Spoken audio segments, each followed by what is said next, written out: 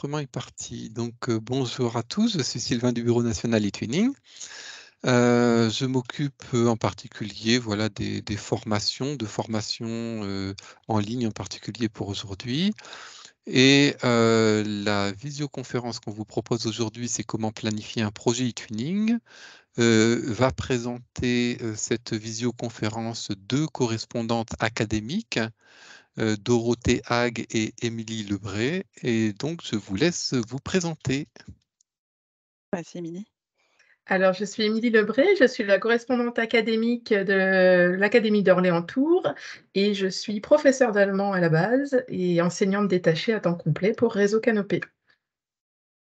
Et donc moi, Dorothée Hague, je suis anciennement Corac en fait. Je viens d'être remplacée, mais je suis donc médiatrice à l'atelier Canopé et donc anciennement Corac pour l'Académie de Créteil et anciennement, enfin jusqu'à l'année dernière, enseignante d'italien. Et je le précise aussi parce que vous allez voir des petites touches d'Italie dans dans le déroulé et ça va commencer par une activité très italienne, vous allez voir. Donc voilà, ça, c'est mon côté prof d'italien.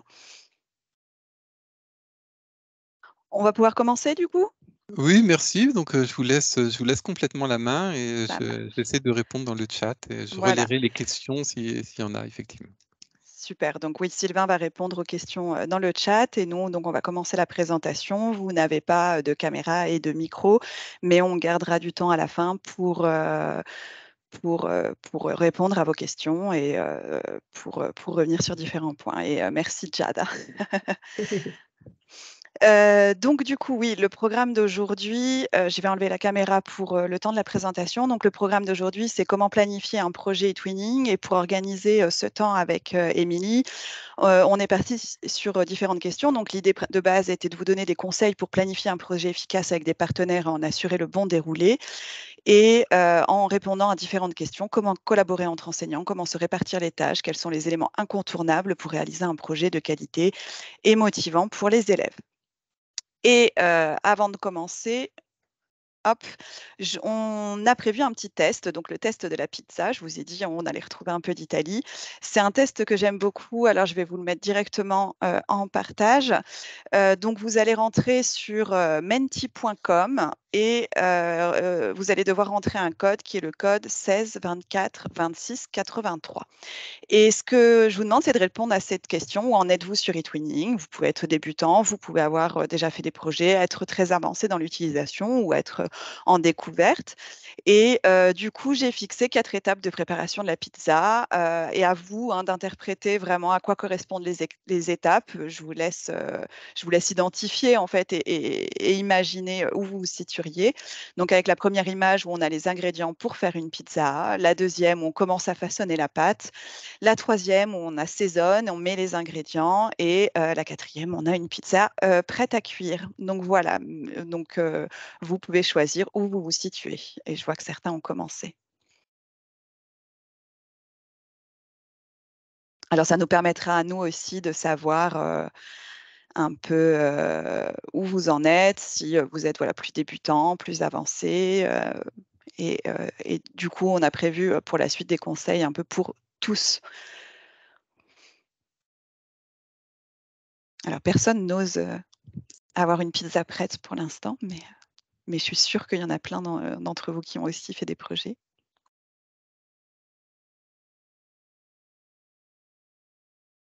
Alors, le code, il apparaît en haut de l'écran, c'est donc sur menti.com, vous utilisez le code 16 24 26 83.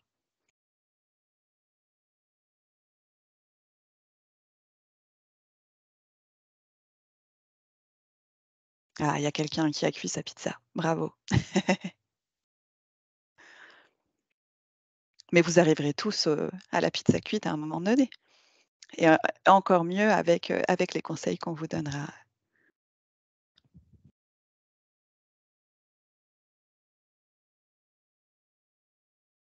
Alors, il reste encore quelques personnes. Je vais attendre encore une minute. N'hésitez pas à le dire si vous avez un problème pour accéder. Donc, je rappelle, c'est menti.com et vous rentrez le code 16 24 26 83 et vous pouvez voter. Donc là, on a une très grande majorité de personnes qui, a priori, débutent, qui ont les ingrédients ou viennent chercher des ingrédients d'ailleurs pour débuter sur eTwinning, mais on a quand même quelques participants voilà, un peu plus avancés et qui du coup vont progresser encore et améliorer leur recette avec cette visio. Alors, je vais m'arrêter là, mais voilà, vous pouvez compléter, ça se mettra, mais je vais arrêter l'affichage pour, euh, pour commencer le déroulé. Alors, ce matin, alors attendez, je vais vous remettre en grand. Donc, au programme, on a suivi plusieurs pistes. Donc, on va commencer par des rappels sur eTwinning et c'est très bien puisque vous êtes pour la plupart voilà, débutants et c'est bien de rappeler les éléments d'eTwinning. Ensuite, pourquoi planifier son projet, ce qui est l'objectif de cette intervention aujourd'hui. Quels sont les objectifs d'un projet eTwinning? Comment créer son projet en amont? Quels outils pour planifier votre projet ensemble avec vos partenaires? Et on va aussi voir donc, comment on démarre le projet sur le TwinSpace et comment, à l'intérieur du TwinSpace, qui est un espace de travail, on va pouvoir créer du lien. Et à la fin du projet, comment on peut encore optimiser son projet. Donc, voilà un peu les pistes qu'on a décidé de présenter. Et je te Tout laisse à la fait. parole, Émilie. Oui.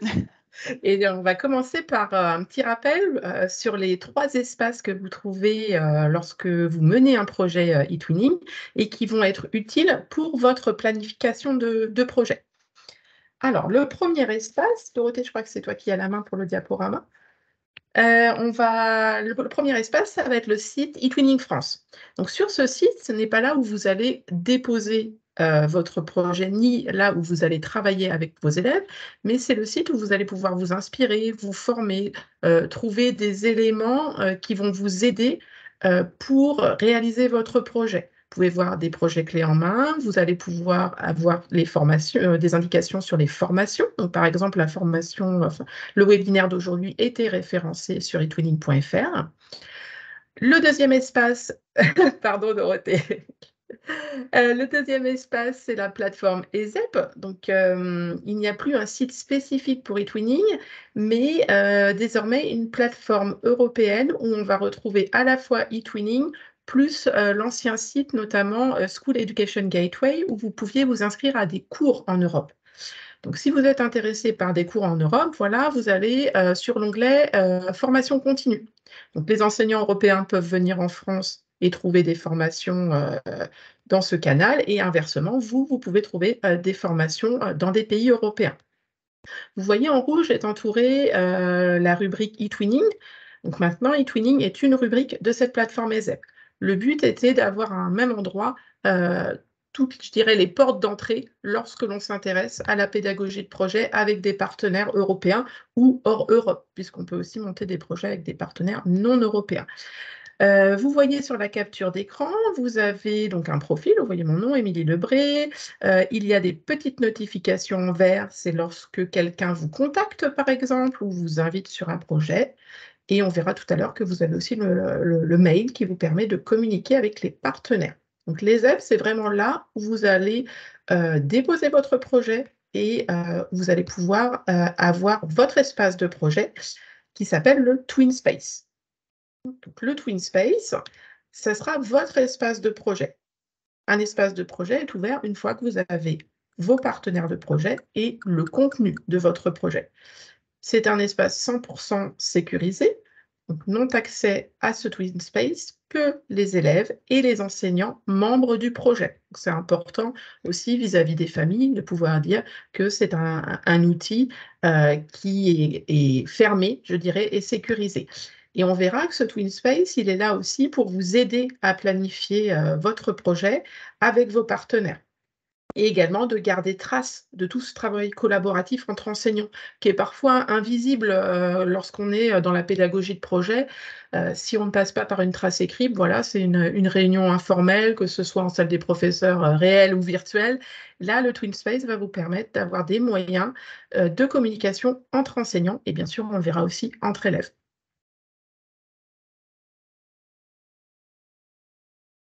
Alors, Dorothée, tu vas nous Ouais. expliquer pourquoi on planifie son projet? Donc, on a fixé voilà, quelques raisons de planifier son projet, mais c'est vraiment nécessaire et indispensable pour assurer la réussite d'un projet et atteindre ses objectifs. Il faut, voilà, pour pouvoir avoir un projet réussi, savoir dans quelle direction on va et donc planifier. Ça va vous permettre aussi d'être plus réactif. Évidemment, très souvent, les choses ne se passent pas comme on avait prévu et d'avoir un plan, de savoir quelles sont les tâches et les objectifs finaux, on va pouvoir réagir plus facilement à ce qui se passe. Je pense notamment à cette période de Covid, quand il y a eu le confinement, eh bien, les projets qui étaient planifiés pouvaient être adaptés pour être continués même pendant le temps du confinement. Planifier son projet, ça va aussi permettre de partager le travail et donc de pouvoir profiter du travail aussi des collègues et de pouvoir ne pas tout faire. Et ça, c'est important. Ça va vous permettre aussi de mieux communiquer avec vos partenaires. Pour bien communiquer, il faut savoir où on va tous ensemble, dans quelle direction et qui fait quoi. Et la planification va donc du coup faciliter cette communication. Et enfin, un point qui me semble extrêmement important, qu'on débute sur eTwinning ou qu'on ait un peu plus d'expérience sur eTwinning, c'est vraiment cette notion de, grâce à la planification, pouvoir mieux gérer son temps. Et ça va être à la fois le temps de travail et le temps du projet. Donc, savoir combien de temps va durer le projet et savoir combien de temps chaque enseignant va y passer. Puisqu'on a une planification, on peut s'en rendre compte et combien de temps on va y passer aussi avec les élèves. Je pense notamment à une question qui avait été posée dans les fiches où, où une participante demandait combien de temps pour mettre en place un projet et combien de temps dure un projet. Le temps de durée du projet, pardon, c'est vous qui le choisissez. Donc, ça peut être un projet court sur 1 mois, 2 mois, ça peut être un projet sur l'année scolaire, ça peut être un projet plus long si c'est pertinent. Et, mais du coup, ça, c'est aussi un élément à voir dans la planification. Justement, je vois qu'il y a une question Erasmus. Justement, si le projet Erasmus dure 2 années, 3 années, ça peut être pertinent d'avoir un projet eTwinning qui dure aussi longtemps que le projet Erasmus qui est lié. Alors, pour vous illustrer un peu l'intérêt de planifier, je voulais vous montrer un projet qui avait été fait justement en temps de Covid. Alors, pas alors, ça ne veut pas cliquer, je ne sais pas pourquoi. J'avais préparé mon lien. Et voilà. Qui avait été fait, alors pas pendant le confinement, mais l'année après le confinement et où on avait des classes qui étaient à moitié en établissement, à moitié chez elles. Donc, on avait mis en place avec les partenaires un projet qui puisse nous permettre de travailler en hybride. Alors, bon, je n'ai pas la page de programmation en tant que telle puisque le document est passé, il a été supprimé, mais parce que c'est un projet qui date un peu. Mais je voulais surtout vous montrer les pages. Alors là, la présentation, c'est l'ancien TwinSpace, il est nouveau depuis l'année dernière, mais ça vous donne une idée un peu. Donc, il y a une arborescence. Et c'était un projet très, très long. Si je vous passe très rapidement sans rentrer dans les détails, il y a énormément d'activités, d'informations sur ce TwinSpace. Mais pourquoi? Puisque voilà, on a pu vraiment programmer, se répartir les tâches avec les collègues. Donc, ce n'est pas un projet qui nous a débordé, c'est un projet qui a été pensé et qui peut être long comme ça, qui a été modifié et adapté aussi au fur et à mesure parce qu'on avait une planification, puisqu'on avait un objectif et différentes tâches, ce qui nous a permis de nous répartir le travail et d'en arriver à un travail très fourni qui nous était utile à ce moment-là pour travailler en hybride, c'est-à-dire que les élèves, quand ils n'étaient pas en classe, ils pouvaient avancer sur le projet.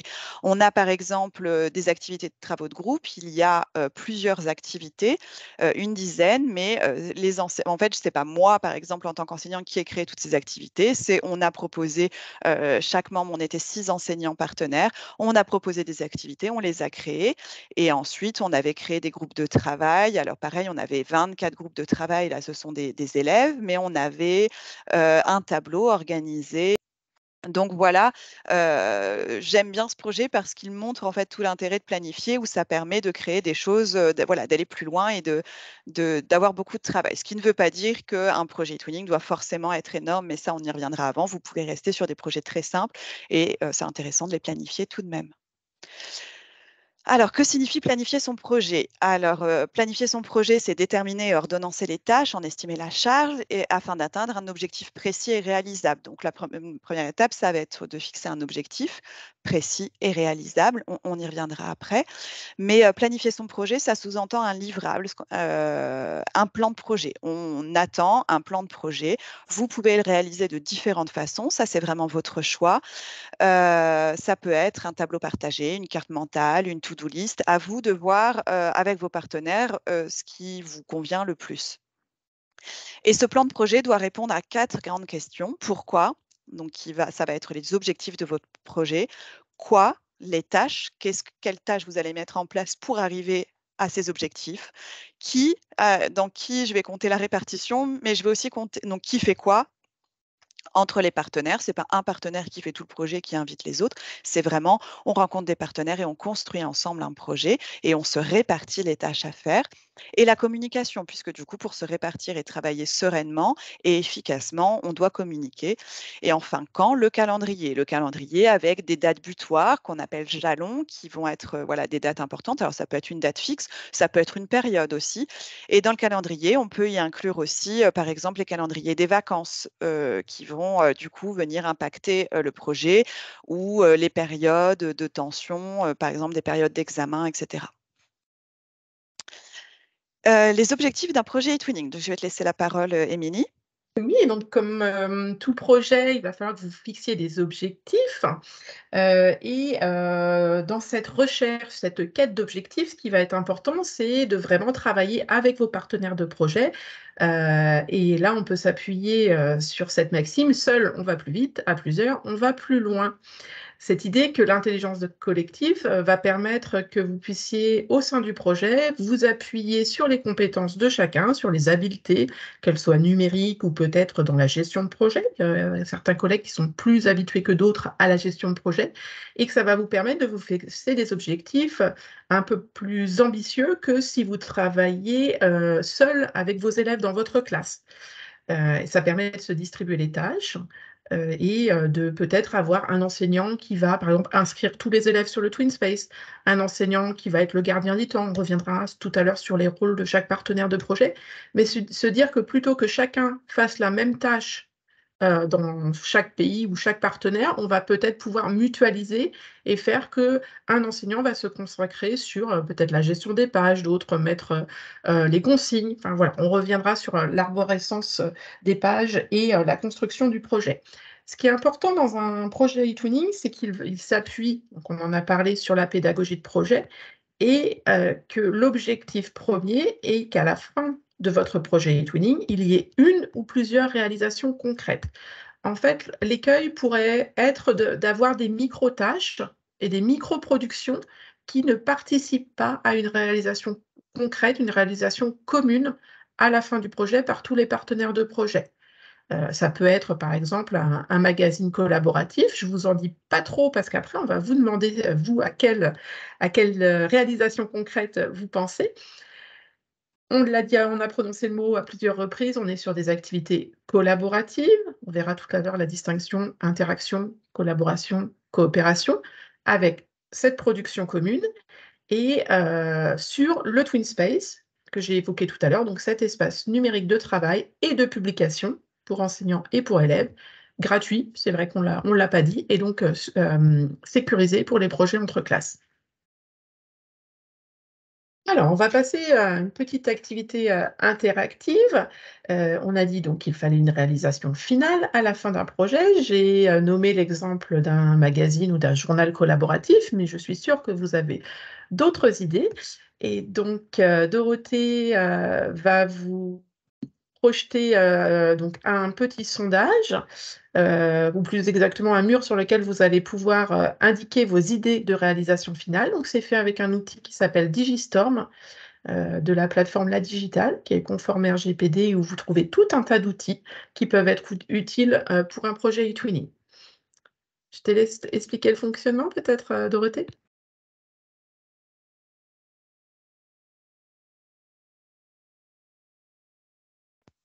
Dorothée avec le micro. Pardon, j'essayais désespérément d'ouvrir, mais j'y arrivais pas. Donc, je vous ai mis le lien dans le chat, c'est un Digistorm. Vous allez avoir donc cette question, quelle réalisation finale avez-vous déjà réalisée ou souhaiteriez-vous réaliser? Et à vous de mettre les propositions. Ça va s'afficher sous forme de liste. L'idée, c'était que vous puissiez mettre plus qu'un mot. Vous pouvez aussi voilà, développer si vous le souhaitez. Et donc, du coup, donner ce que vous utilisez déjà dans les réalisations finales, dans les projets eTwinning ou même dans vos projets en général, ou ce que vous aimeriez utiliser, réaliser dans un de vos futurs projets. Donc, Émilie avait déjà parlé, par exemple, du magazine final. C'est une idée qu'on retrouve aussi beaucoup. Et donc voilà, vous allez rentrer sur alors normalement le lien suffit. Si on vous demande un code, c'est le code 265 48 48. N'hésitez pas à le dire s'il y a le moindre souci. J'espère que j'ai mis le bon code, mais je pense. Sinon, je remets. Hop.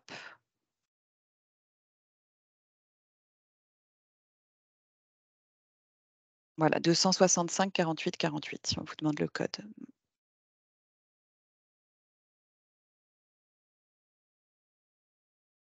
Alors, l'idée était aussi de pouvoir s'échanger des idées sur les réalisations que vous pouviez faire.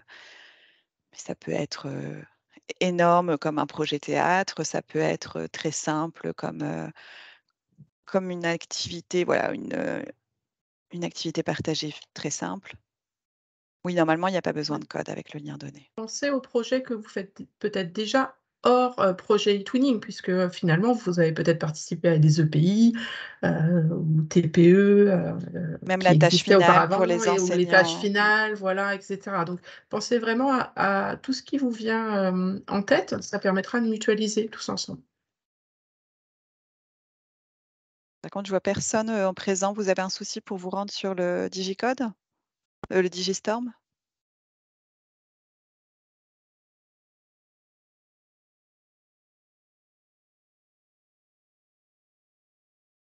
Je vais essayer de mon côté. Ah, ça marche. Oui, mais je ne sais pas Ok. pourquoi c'est indiqué qu'il n'y a personne. Peut-être que c'est pas actualisé. Peut-être que en Ah temps oui, c'est réel, ça vrai. s'actualise Merci. pas. Ah, voilà, je m'inquiétais. Il y avait 34 personnes dessus. Donc, un film illustrant le projet. Très bien. Un calendrier européen, une vidéo collaborative, des vidéos de films, des reportages, les magazines, la capsule de temps, trouver des correspondants anglais avec des partenaires à l'étranger, parvenir à l'élaboration d'un projet création d'un journal scolaire bilingue. Très bien.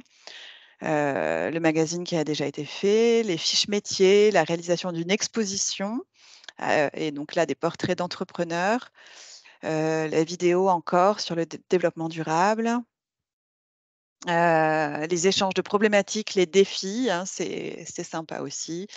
Écrire et enregistrer un morceau musical ensemble, organisation d'un concert solidaire, les jeux, les créations de jeux, donc là, c'est le jeu de loi, donc le magazine à nouveau. Une entreprise pédagogique, oui, avec, voilà, créer un cadre et un scénario finalement. Confection de t-shirts, sympa avec les défis sportifs. Jeux de société à nouveau, les acrostiches, le livre interactif, donc émissions de radio. Que d'idées, on pourra sûrement exporter Ouais, la ouais. liste et puis vous Oui, la c'est ça, c'est qu'on transmettre, vous comme la ça sera mettra. inspirant pour vous et pour nous aussi dans les accompagnements de projets qu'on peut faire. Il y a plein d'idées. La rédaction d'une charte européenne. Alors, l'article sur le site du collège, il faudra voir la collaboration ensuite pour rendre voilà, cette activité collaborative. La rédaction d'une charte européenne sur l'environnement, imaginer une nouvelle société sur une île déserte.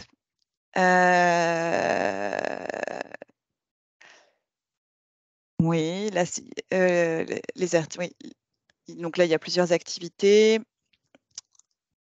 Et donc, il y a quelqu'un en recherche d'idées, mais c'est parfait. J'espère que vous en Oui, avez et j'en ai plein vu passer maintenant. une juste au-dessus en mathématiques, Math in Real Life. Il y a beaucoup de projets en mathématiques. Je pense que vous pourrez Ouais, ouais, ouais. aller explorer la recherche de Et, projets, les exemples de projets. et souvent sous forme de défi d'ailleurs, ce qui est bien sympa et simple à mettre en place. Mais les défis peuvent aussi se faire autrement mais il y avait en sport aussi à un moment, mais dans toutes les matières. Les mini-entreprises européennes,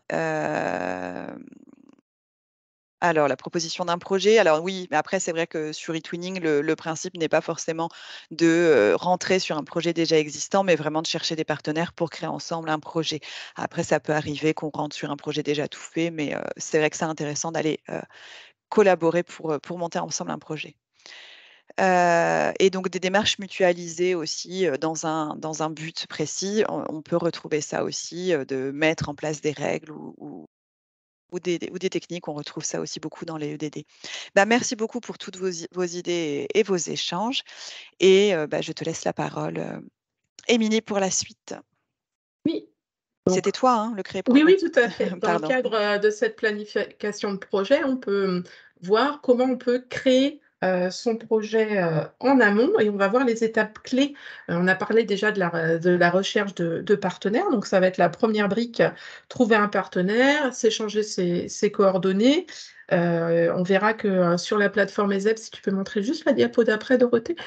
Sur la plateforme ESEP, on va avoir des outils de communication, que ce soit la visio, la Room, ce qu'ils appellent la Room, ou les outils de mail intégrés. Et une fois qu'on a communiqué avec ces partenaires de projet, il va falloir définir des objectifs. Très souvent, la première chose que l'on définit avec ces partenaires, c'est la thématique du projet.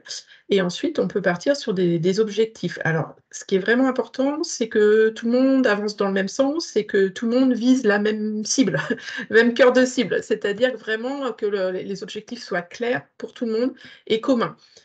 Ça peut arriver qu'au fil du projet, on se rende compte que, notamment quand c'est en langue étrangère, on ne soit pas tout à fait raccord sur ce qu'on entend, par un livrable, par exemple, ou par, la collaboration.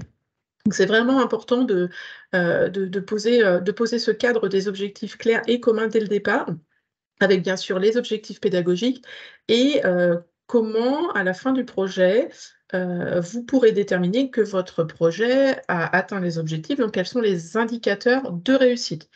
Qu'est-ce qui pourra montrer que vos élèves ont atteint les objectifs? Ça peut être dans la production finale, ça peut être dans la thématique du vivre ensemble au sein de la classe, etc. Vous allez aussi, avec vos partenaires de projet, vous fixer un calendrier. Dorothée en a parlé tout à l'heure, voilà, bien penser aux périodes de vacances qu'il peut y avoir un calendrier partagé. Donc, vous pouvez le déposer dans votre espace de projet sur le TwinSpace. Vous pouvez utiliser votre espace de projet pour avoir votre calendrier accessible à tous. Et ça va vous permettre à la fois d'avoir votre fil rouge de projet, et je dirais votre garde-fou, dans votre cadre dans lequel vous pouvez être flexible. Mais plus on va être nombreux en nombre de partenaires, moins on va pouvoir, avoir cette flexibilité absolue. C'est-à-dire si vous êtes 2-3 partenaires et qu'il y a un imprévu et que vous devez tout redécaler, c'est possible. Ça pourra être possible si vous êtes, 15 partenaires, ça peut être compliqué. Mais vraiment l'importance d'avoir ce cadre commun, de toute façon, dès le départ. Alors, les objectifs, si on va un peu plus précisément, on va s'attendre à ce qu'ils soient concrets, c'est-à-dire pas rester dans la didactique, mais vraiment aller dans la mise en œuvre. Qu'est-ce qu'on attend concrètement de la part des élèves? Qu'ils produisent telle et telle chose, qu'ils fassent un sondage, qu'ils réalisent une vidéo. En général, on peut énoncer les objectifs avec des verbes. Qu'il soit réaliste, avec toute la difficulté d'appréhender ce qu'on n'entend pas réaliste, mais en ayant déjà une évaluation diagnostique des compétences de ses élèves, en voulant les pousser un peu plus loin, mais sans que ça soit trop compliqué, comme n'importe quelle tâche pédagogique finalement, et mesurable, on en revient à la notion d'indicateur, que l'élève sache s'il a atteint les objectifs ou pas. Donc, se poser la question de l'évaluation et puis ne pas hésiter à tout de même avoir une exigence envers les élèves. C'est la difficulté de savoir où on place la barre, en fait, trop haute, trop basse. En termes de motivation, c'est important aussi. La production finale, donc est-ce que ça va être de la vidéo, de l'audio, de l'image, des photos? Est-ce qu'il y aura des productions finales intermédiaires? Très souvent, oui, on va avoir des étapes dans le projet avec des productions finales intermédiaires.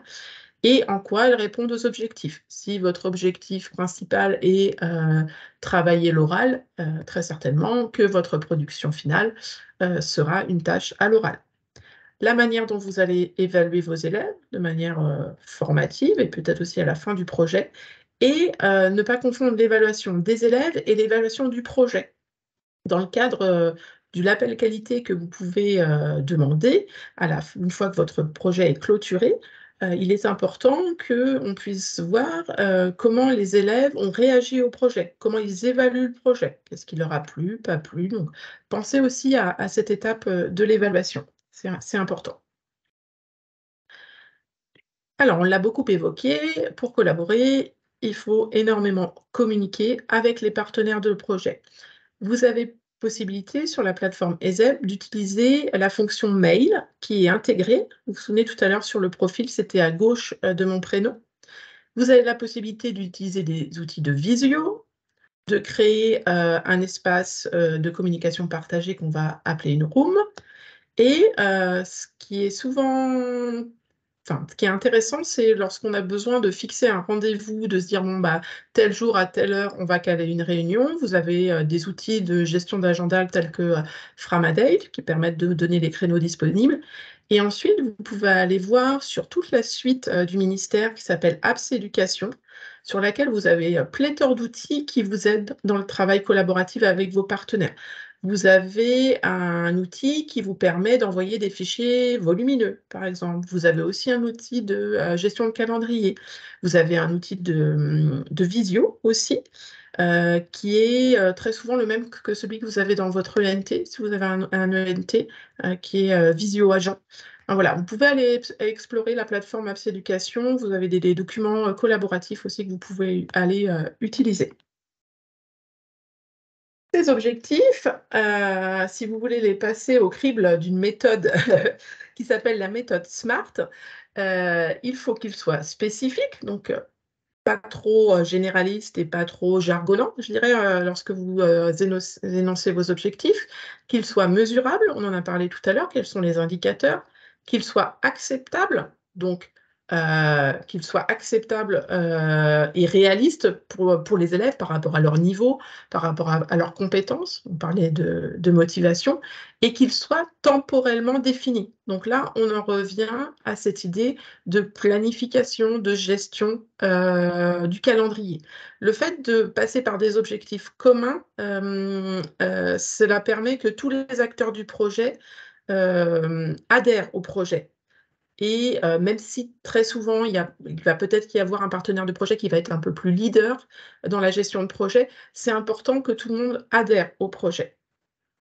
Et si on voit que les objectifs s'avèrent non adaptés, que ce soit par rapport au contexte, on peut penser au contexte sanitaire qu'il y avait eu, on peut penser à des difficultés par rapport à une tâche trop complexe, etc. On peut bien sûr réviser les objectifs.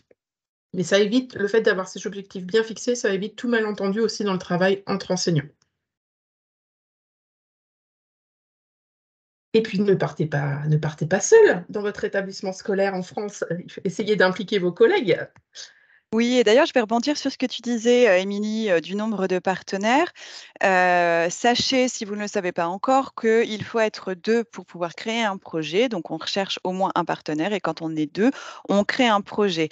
2 partenaires européens puisque, on a évoqué aussi tout à l'heure la possibilité de pouvoir monter des projets avec des partenaires hors Europe. Dans ces cas-là, en fait, il faut avoir un projet à 2 partenaires européens et ensuite on peut rajouter des partenaires qui ne font pas partie d'eTwinning. D'ailleurs, eTwinning est aussi de façon large, compte 44 pays, dont des pays comme la Tunisie, par exemple, donc est déjà voilà, très large. Et donc, on doit être 2, mais après, on intègre autant de partenaires qu'on le souhaite. Et c'est vraiment un point de liberté. Donc, vous pourriez mener un projet avec 20 partenaires. Alors, quelqu'un ne m'entend pas. J'espère que pour les autres, c'est bon. Super. Et donc, que vous pouvez monter un projet à 20. Après, c'est vrai que quand on débute, on conseille d'être plutôt 3 ou 4. Alors, à 2, ça paraît a priori plus simple, mais s'il y a le moindre problème avec votre partenaire, qu'il doit, par exemple, quitter le projet, le projet tombe à l'eau. Si on est 3 ou 4, un des partenaires a un problème, le projet peut continuer. Et d'ailleurs, le partenaire peut revenir après et ça ne remet pas en cause le projet. Donc, c'est vrai qu'on conseille généralement autour de 3 à 4 partenaires. Plus on a, enfin, à 2, on se met en difficulté si un des 2 a un problème. Et puis, si on est trop nombreux, ça devient aussi voilà, une autre gestion. Après, si on a une très bonne planification, ça peut fonctionner. Mais c'est vrai que 3 ou 4, c'est un peu le chiffre magique et le chiffre idéal.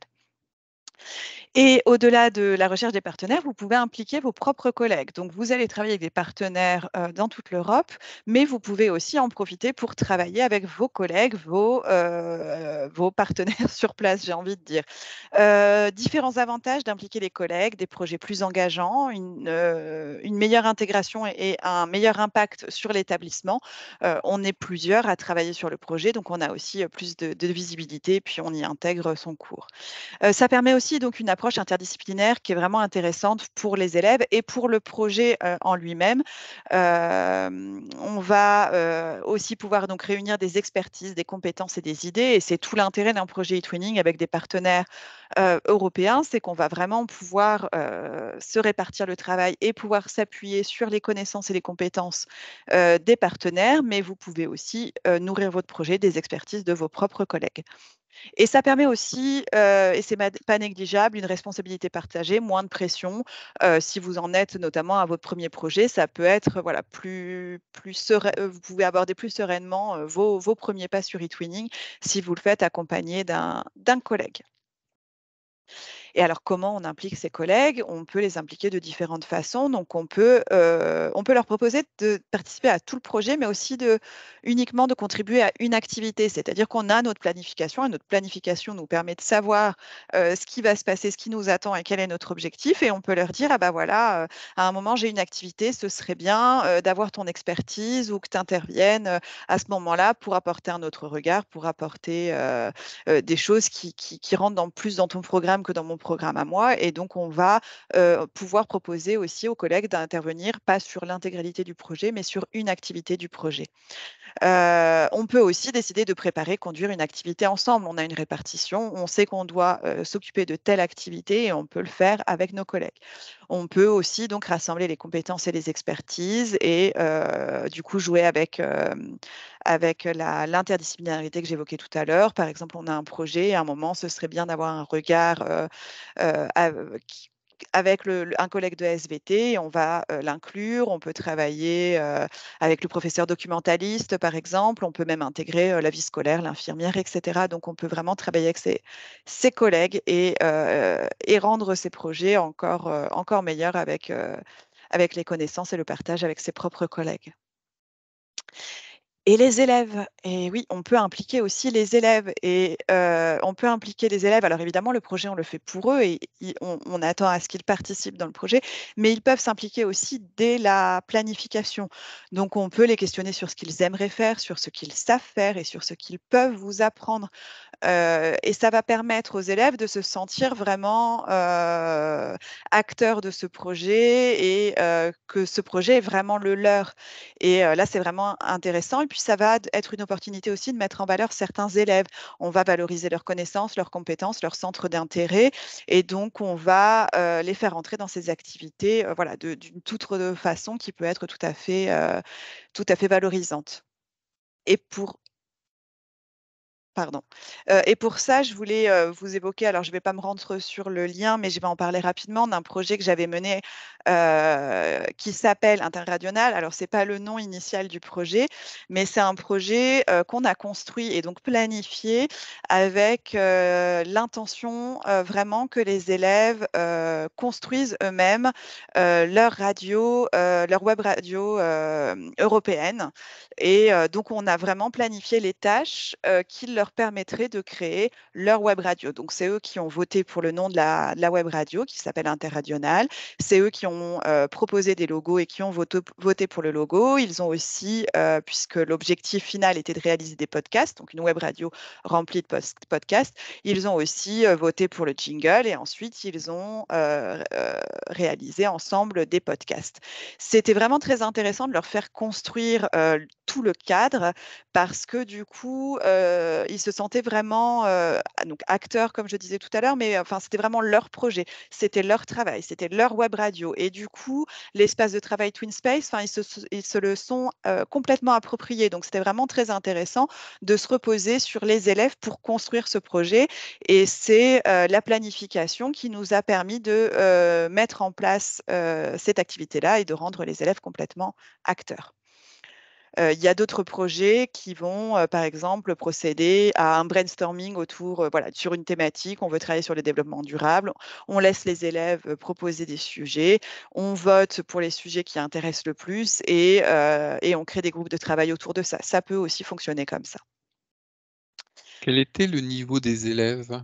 Alors, j'étais enseignante en lycée, donc là, c'était des élèves de seconde LV3, j'étais professeure d'italien, donc c'était des élèves qui commençaient en italien pour moi. Par contre, dans les partenaires, on avait un peu tout niveau puisque c'était un projet, on avait beaucoup de partenaires et c'était un projet collège-lycée. Donc, on était plutôt sur des élèves de niveau 4e, 3e et seconde, première éventuellement pour certains. Et donc, moi, c'était des secondes qui commençaient complètement en italien. Mais donc, ça a été l'occasion de travailler sur un vocabulaire de base, de savoir se présenter, savoir parler de ce qu'on aimait, etc. Merci. Voilà. Simplicité et qualité. Donc, le titre s'est affiché. On montre, alors j'ai commencé cette présentation en vous montrant un projet très long. Et ben en fait, un projet, voilà, là c'était une situation aussi exceptionnelle. Et puis c'était aussi pour vous montrer tout l'intérêt de planifier, sans être rentré dans les détails du projet.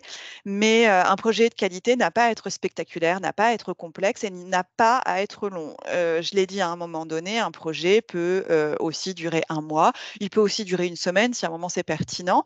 Il peut être voilà, très court et être de qualité quand même. L'important, c'est d'avoir un objectif réalisable et qui suit les critères présentés par Émilie tout à l'heure.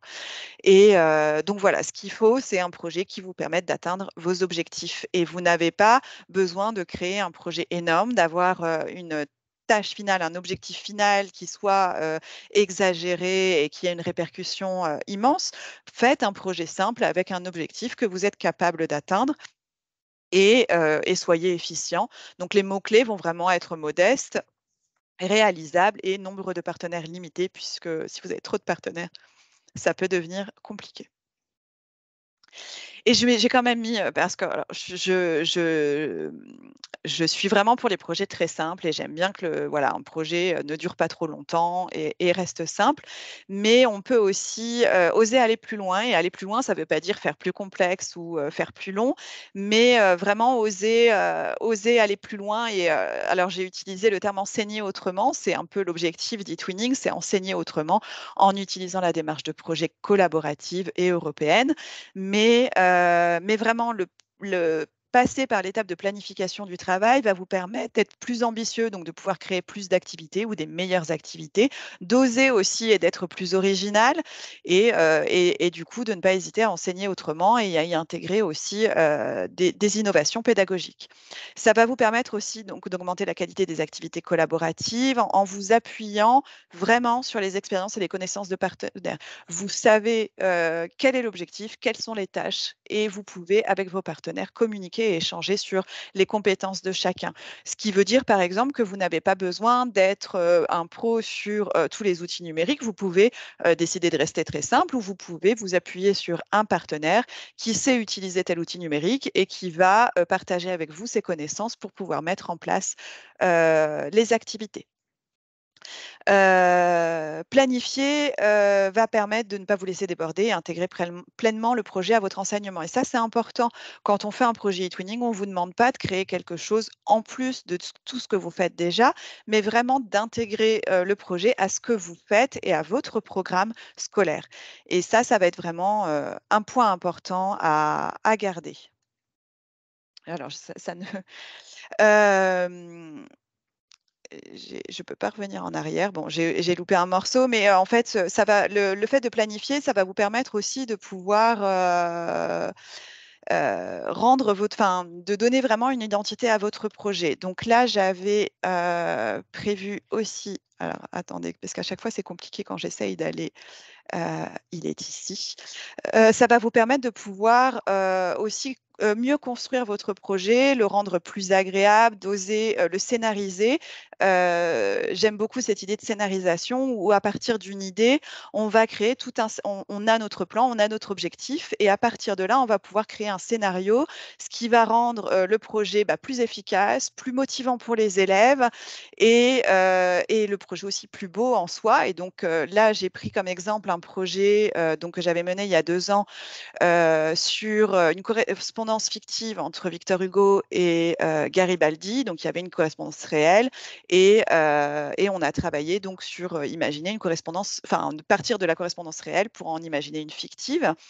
Et donc, comme notre thème de travail était les lettres, une fois qu'on a fait notre programmation, on a intégré dans toute la programmation cette idée des lettres. Donc, les élèves se sont présentés avec des lettres. Donc, c'est ce qu'on a ici. Ils ont rédigé des lettres pour se présenter, pour présenter leurs écoles. Donc, qui sont des éléments qu'on retrouve dans tous les projets. Se présenter, présenter son établissement. Ils ont envoyé des lettres aux autres établissements. Alors, vous voyez, ils ont à chaque fois rajouté des petits cadeaux, des magazines, des choses comme ça. Et donc, les élèves se sont envoyés des lettres. Et ça leur a permis vraiment de prendre contact et de pouvoir rentrer dans le sujet. Et ensuite, on a pu donc travailler sur les lettres qu'on allait rédiger. On avait travaillé, par exemple, sur des lettres en relais où chaque groupe, il y avait 5 classes en tout, compléter la lettre et on en arrivait donc à cette lettre en italien, puis il y en a une en français ici, voilà. Sur des thématiques différentes. Et donc, à chaque fois, voilà, il l'a situé. On a vraiment tous les éléments de la lettre jusqu'à la signature. Ils ont travaillé aussi avec la visio sur des lettres à rédiger en live. Donc, les élèves voilà, je passe très vite quand il y a des photos puisque je ne veux pas trop m'arrêter sur les photos, mais pour vous donner une idée. Et donc là, ils ont voilà, communiqué entre eux pour ensuite rédiger des lettres avec un contenu qu'ils avaient pensé ensemble. Donc là où c'était à chaque fois, ça ne me permet pas de revenir. Excusez-moi. Donc, on a réutilisé ça et jusqu'à la fin du projet, c'est-à-dire que Émilie parlait d'évaluation du projet, on a fait aussi notre évaluation du projet sous forme de lettres. Donc, on leur a donné des consignes et ils ont rédigé une lettre pour donner leur avis sur leur projet, leur retour, ce qui leur avait plu, ce qui leur avait moins plu, etc. Donc, on a vraiment utilisé cette thématique de la lettre pour conduire l'ensemble de notre projet avec l'idée voilà, de suivre notre planification, mais une fois qu'on avait notre planification, de rentrer pleinement dans le projet et de faire rentrer pleinement les élèves dans le projet. Et ça a été vraiment voilà, très efficace et ça a vraiment bien fonctionné auprès des élèves qui se sont appropriés donc, le projet. Des fois, voilà, des fois, il ne veut pas passer. Et donc, pour revenir à ce projet, on voulait vraiment insister avec Émilie sur cette notion de plaisir et de motivation. Quand on se lance dans un projet e-twinning, c'est vraiment, on a cette envie d'enseigner autrement, de fonctionner autrement. Et l'idée, c'est aussi d'y prendre beaucoup de plaisir et de prendre du plaisir à travailler avec ses partenaires, de prendre du plaisir à travailler avec ses élèves sur ce projet et à mener ce projet. Et là, bien planifier son projet va permettre d'inclure plus de jeux, d'activités ludiques tout en respectant l'objectif. On sait quel est notre objectif, on sait quelles sont les tâches et on peut du coup travailler à rendre ces tâches plus ludiques, plus sympathiques et plus inclusives aussi. Et du coup, tout est possible. On peut créer une histoire autour de son projet et on peut s'amuser autour de son projet. Pour vous montrer, alors je ne sais pas si la vidéo va fonctionner, j'espère. Je vais vous montrer juste le début de cette vidéo. Bon, sinon, je vais aller sur YouTube. Hop. Ouais, voilà. Je vais vous montrer juste le début de la vidéo, voilà, où on est parti, c'était, donc un projet plus ancien, à 3 ans pour les 400 ans de la mort de Léonard de Vinci.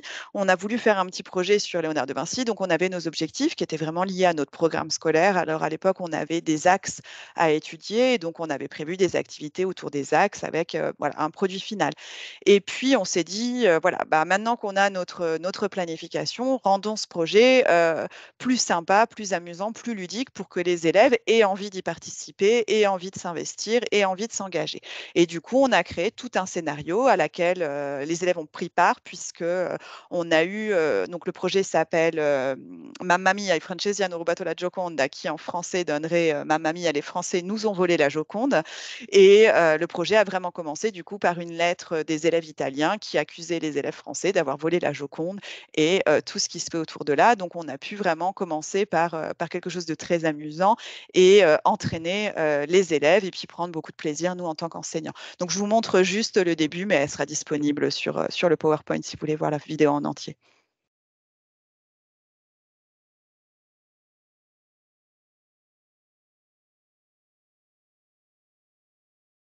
Alors, on ne va pas avoir le son, Dorothée.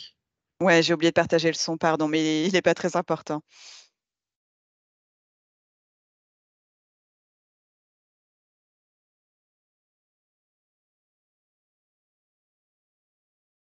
Voilà.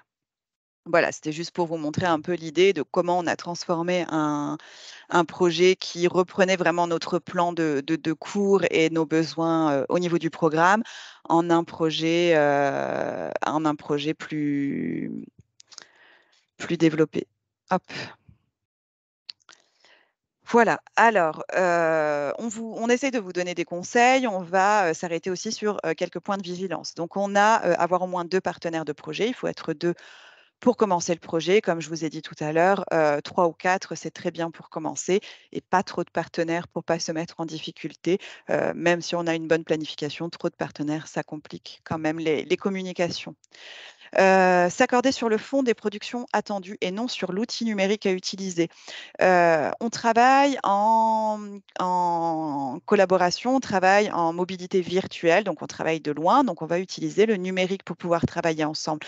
Le premier outil numérique qu'on va utiliser, c'est ce fameux TwinSpace, cet espace de travail, et on n'a pas à connaître et utiliser et se former à 15 outils numériques différents. On peut rester très simple au début, et vraiment, ce qu'on doit penser, c'est ce qu'on veut faire, quel objectif on veut atteindre. Et après, en construisant notre projet, on va pouvoir adapter et penser les outils qu'on va utiliser. On peut anticiper aussi les outils qu'on va utiliser, mais faites attention de ne pas dépasser le côté réalisable. C'est-à-dire que si vous voulez ajouter plein d'outils numériques que vous ne connaissez pas, vous allez vite tomber dans un projet qui est chronophage et qui a peu d'intérêt. Vous pouvez rester très simple. Ne pas se donner un calendrier de rendu trop serré. Faites attention. Alors, je vois dans beaucoup de programmations des dates butoirs qui ne sont pas des dates, mais des périodes. C'est-à-dire, pendant la période novembre-décembre, on va faire ça. Pendant la période janvier-février, on va faire ça. Je pense que ça permet plus de souplesse que d'avoir des dates très serrées et puis on a été malade, on a manqué un cours ou le cours a été supprimé parce qu'il y avait une réunion en même temps et ce qui met un stress en fait qui est inutile et qui n'est pas en faveur de votre projet et de votre travail dans ce projet. Donc vraiment, pensez à prendre soin de vous aussi et de vos élèves dans la planification du calendrier. Émilie l'a évoqué tout à l'heure, mais avoir un partenaire gardien du temps peut être une des tâches intéressantes à donner à l'intérieur d'un projet, c'est-à-dire qu'un partenaire va faire attention au respect de certains créneaux. Ça va être important pour toutes les étapes qu'on considère des jalons, c'est-à-dire que les jalons vont être les étapes nécessaires à valider pour pouvoir continuer. Tant que ça n'a pas été fait, on ne peut pas continuer le projet. Donc, c'est ce qui va permettre l'avancée du projet. Et le gardien du temps va faire attention que tout le monde ait respecté les temps pour telle activité et que personne ne mette en retard ou en péril le projet en ne permettant pas d'accéder au jalon suivant. Alors, il y a une réflexion vraiment à avoir sur les consignes données aux élèves. Et là, c'est vrai que je vais vous remontrer sur le projet. Oh, c'est embêtant à chaque fois. Sur le projet le premier projet que je vous ai montré, il s'appelait Retreat ID Class, c'est sur les portraits. Et on a vraiment, alors là aussi, parce qu'on avait ce besoin de attendez, je cherche, excusez-moi, ce besoin d'être clair puisque nos élèves travaillaient surtout de chez eux à ce moment-là particulier, mais on a vraiment tout détaillé au niveau des activités. Donc, tout est en français et en italien puisque c'était un projet dans les 2 pays. Comme ça, il n'y avait pas de problème de compréhension. Et on a détaillé vraiment tout ce que les élèves devaient faire avec des exemples d'activités, comment faire le jeu, quelles étapes suivre et ce qu'ils devaient rendre, eux, chaque groupe, à la fin et des conseils pour travailler en groupe puisqu'ils devaient travailler en groupe binationaux. Donc, on a vraiment tout détaillé et l'ensemble du projet fonctionne comme ça, avec énormément de détails sur ce qu'on devait faire. Donc, notre premier objectif, c'est que nos élèves puissent être complètement autonomes, travailler de chez eux et suivre les consignes. Mais l'autre intérêt, ça a été que c'était extrêmement clair également pour tous les partenaires. On était 6 enseignantes et on s'est réparti les tâches. Mais si moi, j'allais voir telle activité qu'avait fait ma collègue et que j'allais faire à mes élèves, il suffisait que je lise le déroulé. J'avais tous les éléments pour pouvoir mettre cette activité en place avec mes élèves. Donc, bien rédiger ces consignes, c'est intéressant pour les élèves, c'est intéressant aussi pour la communication avec les partenaires dans le cadre d'un partage et d'une répartition. Se mettre d'accord sur l'arborescence du Twin Space. Vous allez devoir créer une arborescence avec des pages, des sous-pages. C'est ce que j'ai montré voilà, très rapidement en faisant défiler tout à l'heure, mais vous allez voilà, classer vos pages et donc vous allez pouvoir en amont aussi vous mettre d'accord sur cette arborescence. On va vous redonner des conseils après sur l'arborescence, plus en détail. Alors, se laisser la liberté de faire évoluer le projet. Et j'ai toujours tendance à dire que vous êtes complètement libre quand vous lancez dans un projet eTwinning. Vous êtes libre du nombre des partenaires, de la durée du projet, du contenu du projet. Et vous êtes libre aussi d'adapter votre projet à ce qui se passe, de le compliquer si finalement vous êtes dit que vous n'avez pas assez osé et que ça marche bien et que vous voulez le continuer, ou au contraire le raccourcir parce que voilà, des éléments ont fait que vous n'arriverez pas à tout faire ou que ça vous met trop de pression et vous pouvez le raccourcir. Vous pouvez modifier aussi les activités au fur et à mesure. Et du coup, on voulait, après ces conseils, vous proposer des outils pour planifier votre projet ensemble en s'inspirant un peu des méthodes de management. Donc, c'est Émilie qui va vous les présenter. Après, l'idée, c'est de vous donner des idées de ce qui existe dans la démarche de projet et prendre ce qui vous intéresse et pourrait venir nourrir vos propres projets. Tout à fait. L'idée, c'est que cette méthodologie de la pédagogie de projet, vous pouvez l'utiliser dans un projet eTwinning parce qu'elle va vous faciliter la planification de votre projet, mais elle est utilisable pour tout projet.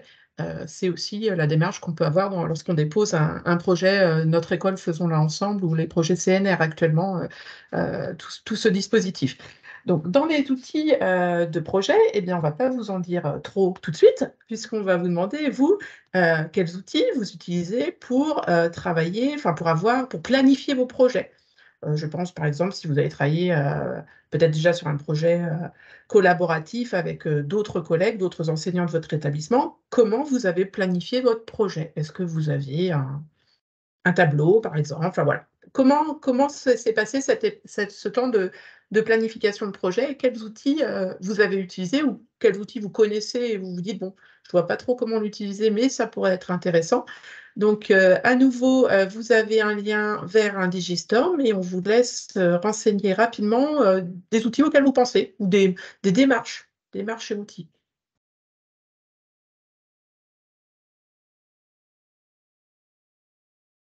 Ça peut être, oui, ça peut être des démarches, ça peut être les outils, ça peut être un tableau, tout simplement, si c'est ce qui vous inspire le plus. Ça peut être vraiment très, très, très varié.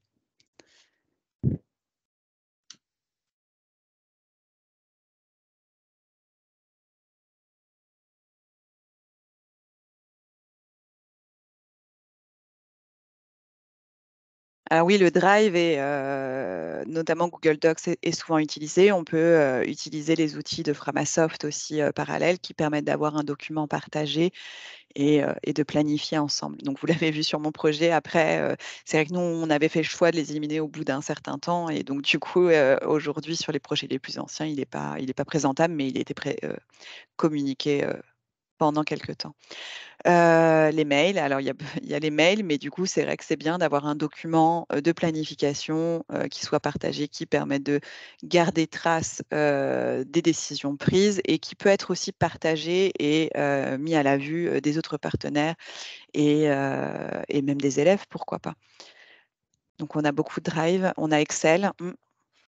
Les espaces de stockage en ligne, le Padlet, le Padlet et son équivalent sur la digitale qui est le Digipad est un très bon outil pour planifier puisqu'on peut voilà, en plus mettre des commentaires, réagir. Donc Framadate et Framaform. Donc Framadate va permettre de fixer des rendez-vous. Quand vous êtes plusieurs partenaires, ça peut être bien de fonctionner avec un Framadate. Et donc le Framaform qui va être le questionnaire. La plateforme Resana que je ne connais pas. Je ne sais pas si tu connais, Émilie? Non, du tout, je ne connais pas non plus. C'est peut-être l'équivalent d'un ENT, c'est possible. D'accord. Les mails et l'espace de stockage, les post-it. Alors les tableaux de post-it, c'est très bien et Émilie va vous en montrer un aussi. L'espace numérique de travail, donc les ENT, qui peuvent être une source, voilà, de travail. Et rencontrer physiquement les collègues, bah oui, mais quand on travaille avec toute l'Europe, c'est pas toujours possible, mais c'est bien quand on peut. Oui. Et puis on peut se rencontrer aussi en visio, et les visios sont importantes. Moi, j'aime beaucoup travailler, rencontrer régulièrement mes collègues plutôt que de s'échanger plein de mails, de se fixer dans la planification des temps de visio où on va faire le point sur ce qui a été fait, sur ce qui va être fait et comme ça, on s'évite de recevoir plein de mails, d'échanger plein de choses. On a, des temps où on va faire le point sur, sur les différents jalons de notre projet. Les WhatsApp, voilà, voilà, si vous voulez pas être WhatsApp, je trouve qu'on reçoit, voilà, on est un peu tout le temps dérangé. Il y a un côté aussi très sympa, puis les partenaires eTwinning sont, généralement adorables, voilà, voilà, on peut, ça devient plus personnel. Trello est un outil, voilà, assez développé où on peut mettre des dates butoirs et c'est assez précis et ça peut être collaboratif et échangé et donc les visios comme vous disiez. Donc, je vois que vous utilisez déjà beaucoup d'outils et beaucoup de méthodes différentes pour planifier vos projets. Alors, je vais vous indiquer, quelques outils que vous pouvez aussi utiliser dans le cadre d'un projet, eTwinning. Vous avez, la méthode SWOT, qui est une méthode bien connue en entreprise pour planifier un projet et qui permet en fait d'anticiper son projet en imaginant quelles sont les forces en présence, quelles sont les opportunités, de notamment, par exemple, travailler avec certains collègues de son établissement, certaines compétences, une association, par exemple, qu'on voudrait intégrer dans le projet. Et ça permet également d'anticiper les difficultés, les faiblesses donc internes à l'équipe projet et les menaces. Ça peut être par rapport à l'institution, par rapport au déploiement d'outils numériques dans son établissement, etc. Donc ça, c'est une manière, avec ce tableau SWOT, de se poser, alors pas autour d'une table virtuelle, on va dire avec les partenaires de projet, pour analyser le projet dans sa faisabilité et anticiper les forces et les faiblesses du projet. Un autre outil qui permet la même chose, mais d'une manière un peu plus imagée et qui peut aussi être utilisé avec les élèves lorsqu'ils sont en train si vous les impliquez dans le projet, comme disait Dorothée tout à l'heure, vous pouvez aussi les faire réfléchir sur qu'est-ce qui va être bloquant. Qu'est-ce qui est en termes de tâches, pourquoi on pourrait être un petit peu bloqué. Et donc, vous avez ce fameux bateau qui se déplace, qui vogue tranquillement vers l'île au trésor, le trésor étant bien sûr votre projet fini. Et donc, vous avez les ancres qui vont être les freins à votre projet. Vous avez les requins qui représentent les menaces externes à votre projet, le vent dans les voiles, donc plutôt les forces, et ce soleil qui apparaît à côté de l'île et qui pourrait représenter le bien-être, le plaisir dans le projet. C'est ce dont parlait Dorothée tout à l'heure, prendre plaisir à mener ce projet. Donc ça, c'est un outil qui marche très bien. Vous pouvez le coupler à des post-it que vous venez placer sur cette matrice, tous dans le même bateau, des post-it numériques avec vos collègues partenaires de projet. Vous pouvez le travailler d'abord en individuel, le mutualiser. Voilà, ça reste un outil. À vous de voir à quel moment vous l'utilisez et comment avec vos partenaires de projet. Mais déjà, le fait de se dire on va vers ce trésor qui est notre projet, ça met dans une dynamique positive. Ensuite, autre projet, et quelqu'un en a parlé dans le sondage tout à l'heure, c'est de définir les tâches. On a les objectifs, et maintenant, pour atteindre ces objectifs, il va falloir séquencer, je dirais, le projet avec les tâches à réaliser, et c'est de les répartir. Et pour ça, vous avez une méthode qui s'appelle la méthode Kanban, où vous avez 3 colonnes. Vous voyez que là, c'est une photo de cette méthode utilisée en présentiel. Donc là, c'était dans le cadre d'une formation, mais ça peut être aussi avec les élèves ou entre partenaires de projet. Tous ces outils, ils peuvent être utilisés à différents niveaux de la collaboration entre enseignants et entre élèves. Donc la méthode Kanban, le principe, c'est qu'il y a une couleur de post-it par personne, et les post-it vont se déplacer de la colonne à faire à la colonne en cours et à la colonne fait. Si certains sont habitués de Microsoft 365, vous avez la même chose avec le planeur. Tâches en cours, planifiées, et tâches terminées. Les élèves aiment beaucoup cet outil parce que visuellement, ils voient leur post-it avancer. Et il y a cette idée de tâches réparties et qui avancent au niveau de la chronologie. Si vous voulez prioriser les tâches, parce que parfois on a plein d'idées et de projets, on doit, même s'il faut être ambitieux, des fois on est potentiellement obligé de se freiner. Vous pouvez utiliser une autre méthode qui s'appelle la méthode Moscow, qui permet de prioriser les tâches. Donc, entre partenaires de projet, c'est aussi vraiment intéressant de se dire, bon voilà, le minimum à faire, c'est ça, ça, ça.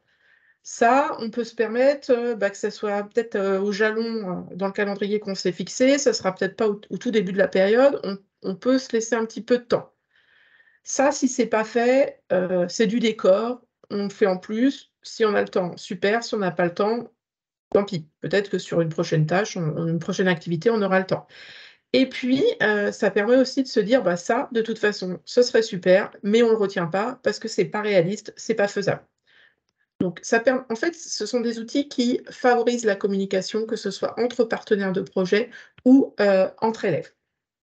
Si on continue, on va pouvoir aller également, si vous voulez même plus précisément dans les tâches et savoir qui est responsable de cette tâche, qui va être le relecteur par exemple, on peut partir sur la méthode RACI, donc la matrice RACI. Pareil, vous avez des tâches, vous avez un responsable de cette tâche, vous avez des personnes qui vont réaliser cette tâche, des personnes qui vont être les relecteurs, et des personnes qui vont être le public, c'est-à-dire ceux qui vont avoir à être informés de cette tâche et à la lire.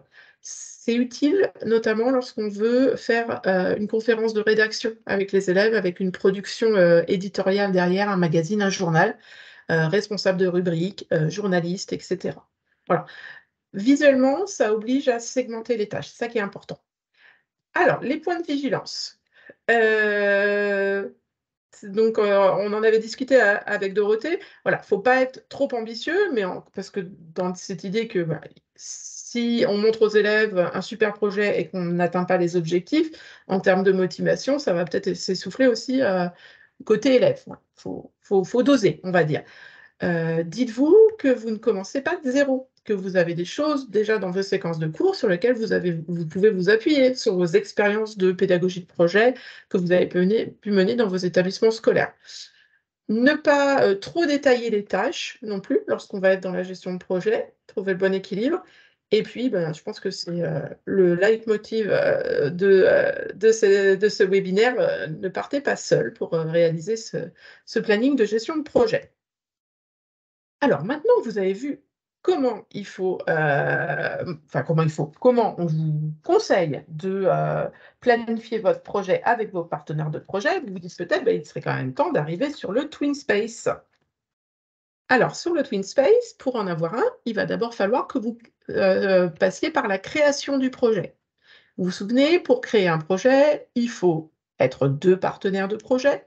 Il faut s'être mis d'accord sur certains éléments, les objectifs. On va voir après ce qui est demandé pour déposer votre projet.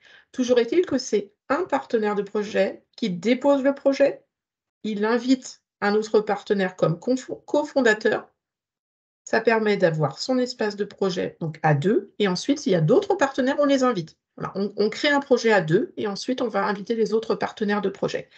Alors, dans les éléments qu'on vous demande pour déposer un projet sur la plateforme, un titre, une brève description, les matières qui seront concernées par ce projet, là où les langues du projet, les objectifs, ce qu'on entend par procédure de travail, c'est-à-dire est-ce qu'on travaille en équipe nationale, en équipe internationale, en interaction, collaboration, coopération, on verra la différence tout à l'heure, et quels sont les résultats attendus.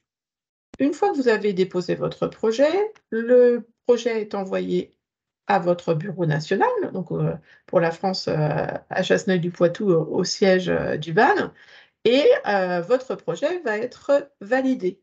Pareil du côté des autres partenaires européens, et vous aurez une notification dans votre profil qui vous indiquera que votre TwinSpace est ouvert. Il n'y a pas de regard pédagogique sur ce que vous allez déposer. Et comme on disait tout à l'heure, votre projet peut être évolutif. C'est vraiment l'idée que lorsqu'on vous demande d'expliciter votre projet, on vous aide quelque part à le construire. Vous savez que ces éléments-là vont vous être demandés et ça vous aide dans la planification. Il faut absolument, oui, tout à fait, un partenaire pour déposer un projet. Par contre, si vous avez votre idée de projet et que vous cherchez des partenaires, c'est une autre démarche. Vous allez pouvoir déposer une petite annonce et dans ce cas-là, vous allez chercher des partenaires. Vous décrivez votre projet et vous cherchez des partenaires. Ça ne va pas être la même démarche. Au niveau du calendrier de projet, vous pouvez également le mettre directement sur le TwinSpace. Ça vous permet de garder trace, en fait, de votre calendrier commun. Tu veux peut-être en dire plus là-dessus, Dorothée? Oui, donc vous allez, voilà, faire figurer tous les éléments qu'on a évoqués, la durée du projet, les dates clés, la répartition, qui fait quoi, à quel moment on le fait, quelles sont les dates butoirs et on va le publier, ce qui va être un des premiers éléments qu'on va regarder dans le cas d'évaluation de projet. Mais ça, on en reparlera après et c'est important puisque ça permet voilà, de rendre visible tout le travail qui a été fait en amont et qui va permettre, la réussite du projet. Donc vous avez un exemple ici de, voilà, un petit bout d'un calendrier publié où vous avez des dates butoirs, voilà, les différents éléments et le contenu. Là, il manque le nom des professeurs, mais c'est vrai que c'est pas toujours évident de publier avec, des réunions enregistrées. Mais voilà, vous avez une idée à peu près de ce qui est fait et pour un travail entre 3 pays. Sur ce TwinSpace, effectivement, on va rendre visibles, les éléments, de planification et justement ce livrable qui est le plan de travail et vous avez 3 modalités pour rendre, visible ce calendrier puisque vous avez 3 modalités de pages. Vous avez les pages brouillon, qui sont, vues uniquement par les enseignants administrateurs et qui sont en fait, le réglage par défaut, hein, de la page et ça veut dire qu'il n'y a que les enseignants administrateurs. Dans la plupart de mes projets, mon plan de travail, il est visible, uniquement par les enseignants administrateurs. C'est notre outil pour savoir comment avancer, sauf dans l'exception de projet où j'implique plus les élèves et j'ai ce besoin de le partager aussi avec les élèves.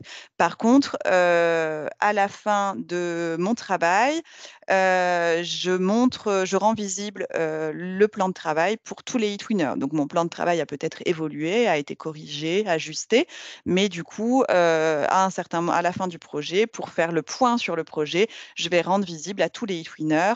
Donc toutes les personnes, inscrites sur le TwinSpace peuvent consulter les pages, enseignants, élèves et invités. Il y a des pages aussi qu'on peut rendre publiques. Alors ça peut-être être pertinent de rendre publique votre planification, à vous de voir. C'est donc toutes les pages visibles par tous sur internet. Quand je termine un projet, je regarde avec mes partenaires quelles sont les pages qu'on peut publier, alors sans photo des élèves par exemple, mais quelles sont les pages qui sont pertinentes que je peux publier pour pouvoir, par exemple, les rendre visibles depuis le site de l'établissement.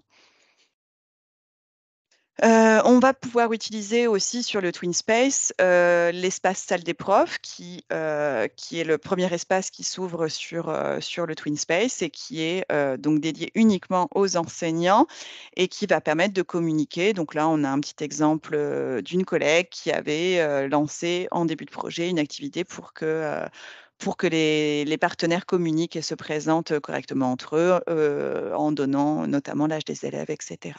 Mais donc, c'est un outil qui va vous permettre de communiquer à toutes les étapes et du coup, d'ajuster votre plan de travail. Pour construire votre projet, alors ce qu'on retrouve le plus souvent, donc on a notre plan de travail, on sait où on va, on connaît les étapes et du coup, il va falloir qu'on construise notre projet et nos pages. Donc on va retrouver très souvent, les étapes qui se construisent au fur et à mesure. On sait où on va, on sait quelles sont les étapes, on sait quels sont, les jalons, les dates butoirs et on va créer au fur et à mesure, où on avance et on suit ce plan de travail, les éléments, les activités, les pages, concernées. Mais on peut aussi, puisqu'on a un plan de travail, une planification, pourquoi pas créer le projet en amont et ensuite le dérouler avec les élèves. C'est ce qu'on avait fait, nous, dans le cadre du projet radio, parce qu'on était très nombreux et que ça nous semblait difficile de le construire au fur et à mesure et de respecter tous les dates. Donc, on a décalé d'1 mois la mise en place de notre projet avec les élèves pour se laisser le temps, en se répartissant le travail, de créer toutes les pages et toute l'arborescence en amont et ensuite de pouvoir dérouler les activités, et puis les ajuster aussi aux besoins, au fur et à mesure. Donc le projet peut être ajusté à tout moment et donc on l'a déjà dit, mais on le répète, donc vous devez intégrer la progression de votre projet à votre programme scolaire et donc du coup d'avoir cette planification avant va vous permettre de pouvoir suivre votre programme scolaire. Donc l'arborescence, ça va être donc toutes les pages, les déroulés des pages qui vont être numérotées. On a une arborescence actuellement à 3 niveaux, donc une page, une sous-page et une sous-page de sous-page. Vous avez des pages qui vont être indispensables à tout projet, que je vais vous évoquer tout de suite après, donc des pages, des sous-pages, à 3 niveaux. Et vous allez pouvoir donc réfléchir aussi sur la mise en œuvre des activités des élèves. Alors, les pages qu'on retrouve le plus souvent, la description, donc tout ce qui va être la planification, les objectifs, les compétences, les autorisations parentales aussi, puisqu'il vous faut des autorisations pour inscrire les élèves. Vous allez avoir les activités de démarrage, les activités brise-glace, les activités de présentation et la netiquette qui est très importante puisqu'on travaille en ligne. Vous allez ou donner aux élèves les règles à suivre en ligne ou leur faire rédiger des règles pour tous se respecter en ligne. Ensuite, il y a les activités du projet, les activités qui doivent être collaboratives, la production finale. Donc, on a des suggestions, mais vous en avez donné beaucoup tout à l'heure. Et l'évaluation, Émilie en a parlé, donc l'évaluation des élèves et l'évaluation du projet.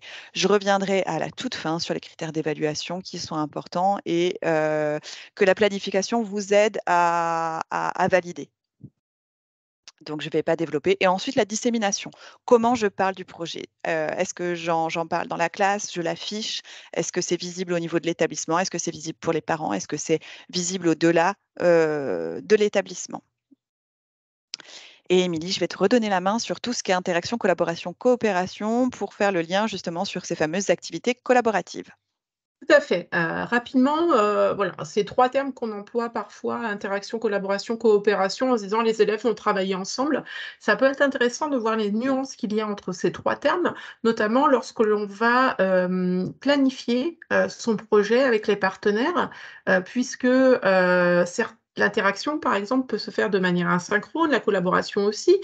Mais ça va quand même impacter le travail des élèves et les consignes que vous allez leur donner. Par exemple, une activité interactive, c'est, vos élèves qui vont, envoyer, une vidéo de présentation de leur ville, par exemple, et les élèves partenaires qui vont leur poser des questions. Ou alors vos élèves vont envoyer un quiz. C'est cette idée que toute production qui est réalisée par vos élèves doit amener à une réaction de la part de les partenaires. Alors ça peut être du commentaire, ça peut être de la correction, ça peut être de l'interrogation, via, voilà, un échange. Ça peut être un échange, par chat, un échange via le forum, mais c'est cette idée, voilà, que vos élèves se disent: Ma tâche, ma production, elle est visible par les autres, mais pas seulement en consultation. Elle sert à quelque chose». Ça peut être aussi, vos élèves vont envoyer des documents dont les autres vont avoir besoin. Là, on est aussi dans l'interaction. Autre niveau, d'activité, ça va être la collaboration et la coopération. Alors pour vous prendre un exemple, si vous avez des artisans qui construisent une maison, les maçons, travaillent ensemble pour monter les murs, mais vous ne savez pas, quel maçon a mis quel parpaing pour votre maison. Donc là, on est vraiment dans de la collaboration. C'est-à-dire que c'est une production collective, mais on ne sait pas qui a fait quoi. Si vous êtes dans la coopération, pour le coup, c'est le maçon qui va travailler avec l'électricien, avec tous les corps de métier de la construction de votre maison. Si vous êtes plutôt gastronome, pensez à la différence entre la ratatouille et la purée de légumes. Dans la ratatouille, vous voyez les morceaux de légumes, et dans la purée, vous distinguez plus les différents légumes. Voilà, c'est ça. Donc en fait, très souvent, on mixe les deux, la collaboration et la coopération. Si vous avez un journal collaboratif, par exemple, les élèves sur la rubrique sport, ils vont être plusieurs à rédiger la rubrique sport. Vous ne saurez pas qui a fait tel paragraphe. Par contre, dans l'entièreté, je dirais, de votre journal ou de votre magazine, vous saurez quel élève a travaillé sur la rubrique sport, sur la rubrique politique, etc. Il y a souvent un mix entre les deux, mais c'est important de voir la différence. Et ensuite, vous pouvez vous dire, est-ce que chaque classe apporte une pièce du puzzle, là comme sur cette image, donc avec des équipes de production, enfin des élèves qui travaillent avec des partenaires de leur pays, de leur classe, ou alors vous créez, comme ce qu'a évoqué tout à l'heure Dorothée, des équipes internationales, où les élèves vont être amenés à travailler par exemple avec un Italien, un Allemand et un Roumain, ou deux de chaque pays. Et c'est important de se dire qu'il y a tout ce panel d'activités possibles, puisque ce qui peut être intéressant, c'est de varier les modalités. Travailler du début à la fin en équipe internationale, c'est tout à fait possible, mais ça implique une forte planification derrière. Voilà, c'était juste un tout petit focus sur ces trois thèmes et toujours se poser les questions, comment les élèves vont contribuer à cette production? Est-ce qu'ils sont rédacteurs? Est-ce qu'ils mettent en page? Est-ce que ce sont eux qui déposent leur production sur le TwinSpace ou est-ce que ce sont les enseignants? Est-ce que c'est un enseignant qui est un peu le rédacteur en chef de l'espace de projet? Comment ils vont travailler ensemble? Est-ce que ça sera de manière asynchrone, asynchrone? Avec quels outils à l'intérieur du TwinSpace? Et que font les autres partenaires de cette production? C'était cette question sur l'interaction. Ce qui est intéressant, c'est voilà, de travailler en équipe internationale aussi souvent qu'on le peut, mais très souvent, au début de projet, on va être plutôt dans l'interaction que dans la collaboration ou la coopération. Dorothée va vous montrer aussi comment on peut optimiser son projet, notamment sur le TwinSpace, dans l'idée d'obtenir un label qualité. Alors les labels qualité, ce qui est intéressant, c'est de vous dire, demandez toujours le label qualité pour votre projet. C'est vraiment une évaluation à visée formative. C'est avoir un retour sur votre projet. Alors, si vous remplissez tous les critères, vous aurez un label qualité avec une remise de diplôme pour vos élèves. Et à minima, vous aurez un retour sur votre projet qui vous dira peut-être que vous auriez pu envisager de structurer, etc. Et Oui, justement, donc Dorothée va vous parler de cette optimisation du TwinSpace pour rendre compte que vous avez vraiment bien planifié votre projet et il faut que ça soit visible. désolée Émilie pour les, les Il n'y a pas de diaporamas que je passe souci, mais toujours on de arrive façon très fluide. il est 16h24, donc il faut qu'on Oui, oui, soit je dans me les temps. dépêche pour C'est finir. important pour un projet, le calendrier. Alors, vous allez pouvoir donc réorganiser votre TwinSpace donc tout au long du projet, mais aussi à la fin. C'est-à-dire que quand vous arrivez à la fin ou vers la fin du projet, vous pouvez le réorganiser et réfléchir pour qu'il soit clair. Et une question qu'on va se poser, c'est vraiment, est-ce qu'une tierce personne peut-elle suivre le déroulement du projet? Et c'est quelque chose que moi, je gardais toujours en tête, c'est voilà, si j'ai quelqu'un qui est complètement extérieur au projet, qui arrive dans le projet, est-ce qu'il est capable de comprendre ce qu'on y fait, comment il fonctionne, quels sont les différents espaces, et ça me permet de rendre le projet beaucoup plus clair à tout moment du projet. Normalement, ça devrait être bon. Le TwinSpace est-il assez documenté? Est-ce que j'ai vraiment bien expliqué à quel moment les élèves ont travaillé, ce qu'ils ont fait, etc. Et donc là, ce que j'ai expliqué tout à l'heure sur les pages privées et publiques et quelles pages je vais laisser privées, quelles pages je vais pouvoir rendre publiques pour pouvoir aussi disséminer. Donc ce fameux label qualité nationale va permettre une valorisation à tout niveau et une valorisation des élèves, mais une valorisation aussi auprès des parents, du chef d'établissement, de l'inspection. On va avoir une reconnaissance à la fois des aspects pédagogiques et des aspects techniques et on va pouvoir avoir progresser avec cette demande de label qualité nationale, c'est-à-dire qu'on va pouvoir avoir un retour qualitatif et un partage de pratiques. En vrai, ça fonctionne sur des indicateurs qui sont donnés sur les fiches d'évaluation du label qualité. Vous l'aurez en même temps que le diaporama. Et alors, on a retiré quelques indicateurs principaux qui étaient ceux qui nous semblaient plus pertinents par rapport à la thématique aujourd'hui de planification. Mais en tant qu'évaluatrice de projet e-twinning, je peux vous dire qu'une des premières choses qu'on va regarder, c'est le plan de travail, évidemment, pour savoir quels sont les objectifs et quelle est la répartition et comment les enseignants ont collaboré. Donc, le projet est conçu pour faire acquérir aux élèves des connaissances et des compétences liées au socle et aux disciplines concernées. C'est ce qu'on a évoqué plusieurs fois, le lien avec votre programme. La coopération entre le partenaire, donc la qualité des activités coopératives proposées aux élèves, mais aussi la coopération entre les enseignants qui naît aussi de ce plan, de cette planification. L'utilisation du numérique et notamment la qualité de l'organisation et la lisibilité du Twin Space. Donc, on revient à cette arborescence qui a du sens et la qualité éventuellement de l'utilisation adaptée et variée des outils. Et enfin, donc les résultats, les impacts et la documentation. Donc, on revient aussi aux éléments donnés précédemment. Et voilà, on arrive à la fin avec un peu de retard. On espérait vous laisser un peu plus de temps pour les questions, mais donc du coup, on reste là pour répondre à vos questions. Et peut-être que Sylvain a des questions à nous transmettre. Et sinon, voilà, n'hésitez pas à poser vos questions. On a donné énormément d'informations et on est là pour répondre aux questions et aux éléments peut-être sur lesquels on serait passé un peu trop vite. Voilà. Pour répondre à Diane, Si on vous a- aurez le PowerPoint avec les liens actifs qui vous sera envoyé. Et pour les formations, je pense que Sylvain va pouvoir vous répondre. Et on Voilà. rajoutera dans le Pardon. PowerPoint les captures d'écran des propositions que vous avez faites, puisque l'intérêt, c'était de pouvoir profiter de toutes ces idées partagées. Voilà, donc c'est exactement le pourquoi je voulais intervenir, puisque c'est la question effectivement, quelles sont les prochaines formations. Donc la prochaine visioconférence, ce sera utiliser le TwinSpace avec ses élèves mercredi 15 novembre, donc 15h à 16h30. Pour l'instant, l'inscription n'est pas encore ouverte, mais elle le sera prochainement. Et puis, ça tombe en parallèle, en fait, il y a la formation longue en ligne dont on a parlé, mais en dehors de l'enregistrement, qui donc qui se nomme en fait pour bien débuter en e-twinning. Donc c'est 5 visioconférences avec voilà des ressources qui sont mises sur un groupe e-twinning et puis des activités asynchrones entre les visioconférences. Donc ça commence le 15 novembre également, donc c'est un peu en même temps, donc du 15 novembre au 13 décembre.